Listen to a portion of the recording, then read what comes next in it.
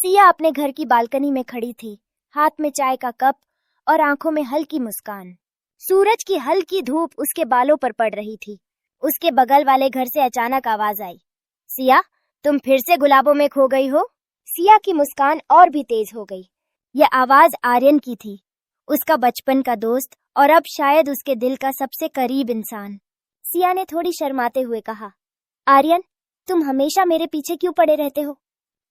आर्यन हंसा और जवाब दिया, परेशानी मत करो, मैं सिर्फ देख रहा था कि तुम्हारा दिन कैसा जा रहा है। तुम्हारी मुस्कान देखकर मेरा दिन बन जाता है। सिया का चेहरा लाल हो गया।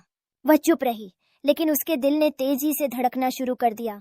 अगली सुबह सिया अपने पड़ोस की छोटी बगिया में फूल लगा रही थी। आर्यन आया और हाथ में 2 छोटे गुलाब लाए। ये तुम्हारे लिए, बस यही सोच रहा था कि तुम्हारे दिन की शुरुआत कुछ खास हो। सिया ने गुलाब लिए और उसकी आंखों में चमक थी। आर्यन, तुम हमेशा मेरे लिए कुछ न कुछ खास करते रहते हो।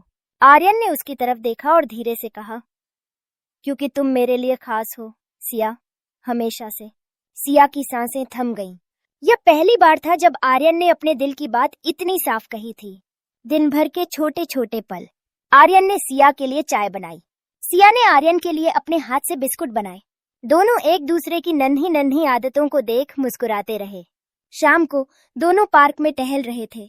आर्यन ने धीरे से कहा, सिया, क्या तुम मेरे साथ हमेशा रहना चाहोगी? सिया ने उसकी आंखों में देखते हुए कहा, हाँ, हमेशा।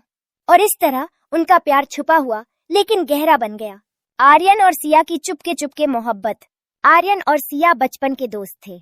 उनका परिवार एक ही मोहल्ले में रहता था। सालों की दोस्ती धीरे धीरे प्यार में बदल रही थी, लेकिन दोनों में किसी ने अपनी भावनाओं का इजहार नहीं किया था। एक दिन का किस्सा। सिया घर के बगीचे में फूल लगा रही थी। आर्यन वहां से गुजर रहा था और उसने मुस्कुराते हुए कहा, सिया, तुम्हारे हाथों में ये गुलाब तो और भी खूबसूरत लग रहे हैं। सिया थोड़ी शर्माते हुए बोली, आर्यन, तुम हमेशा तारीफों में आगे क्यों रहते हो? आर्यन ने हल्की हंसी के साथ कहा, क्योंकि मैं सच बोलता हूँ, और सच ये है कि तुम्हारी मुस्कान सब कुछ बदल देती है। सिया का चेहरा लाल हो गया।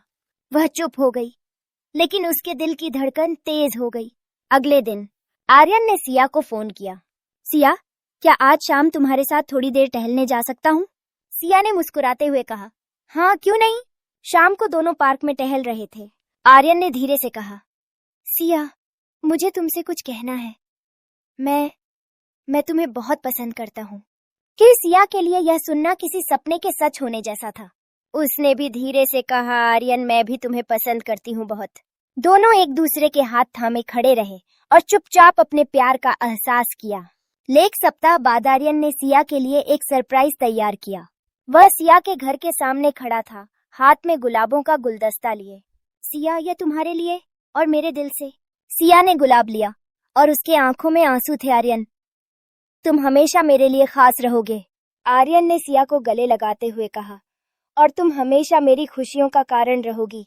कहानी का मोड़ सिया और आर्यन की दोस्ती अब प्यार में बदल चुकी थी। दोनों ने तय किया कि वे अपने परिवारों को भी इस रिश्ते के बारे में बताएंगे, लेकिन पहले वे बस इस पल का आनंद लेना चाहते थे, एक दूसरे के साथ, बिना किसी डर या चिंता के। उस शाम दोनों बगीचे में बैठे, हाथ में हाथ लिए, चुपचाप अपने प्यार की मिठास को महसूस कर रहे थे। दुनिया चाहे जैसी भी हो, उनके लिए यही पल सबसे खास था।